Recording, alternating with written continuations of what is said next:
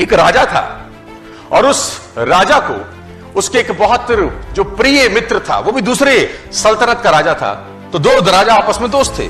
तो दूसरे राजा ने पहले अपने मित्र को तोहफे में कुछ दिया और वो तोहफा उसकी जिंदगी का सबसे महत्वपूर्ण तोहफा था, सबसे प्यारा तोहफा था।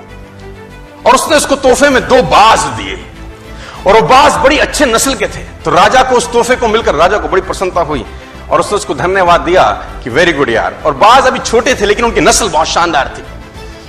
अच्छी नस्ल के बाज देकर राजा प्रसन्नचित हुआ और उसने अपने महल में जो ट्रेनर था, जो पशु पक्षियों को ट्रेन करता था, वो बाज उसके हैंडओवर किए कि इसको तू ट्रेन कर। मैं चाहता हूं ये बड़ी अच्छी नस्ल के बाज हैं, तेरे हाथ में आए हैं तो उनको उड़ना सिखा, कलाबाजियां सिखा, पैंतरे सिखा, युद्ध नीति सिखा, सब कुछ सिखा और फिर मेरे पास आई।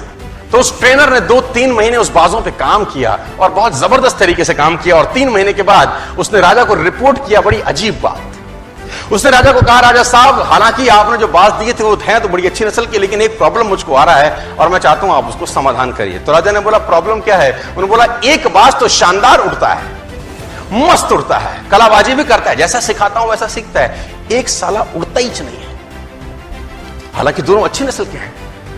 तो राजा ने बोला, प्रयास करो। उसने बोला, सर मैंने सारे प्रयास करके देख लिए, मुझको समझ ही नहीं आ रहा कि तकलीफ क्या है।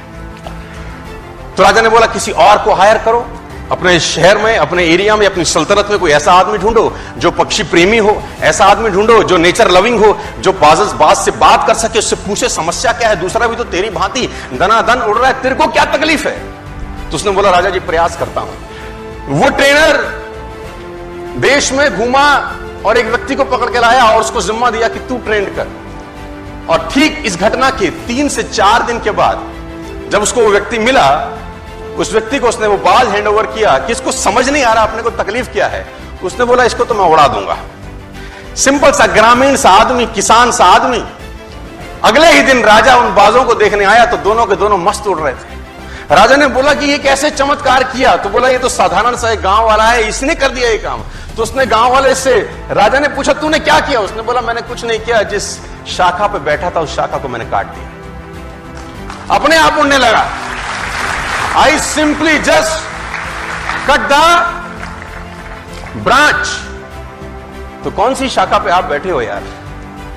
तो मैं चाहता हूं उस शाखा को काटा जाए।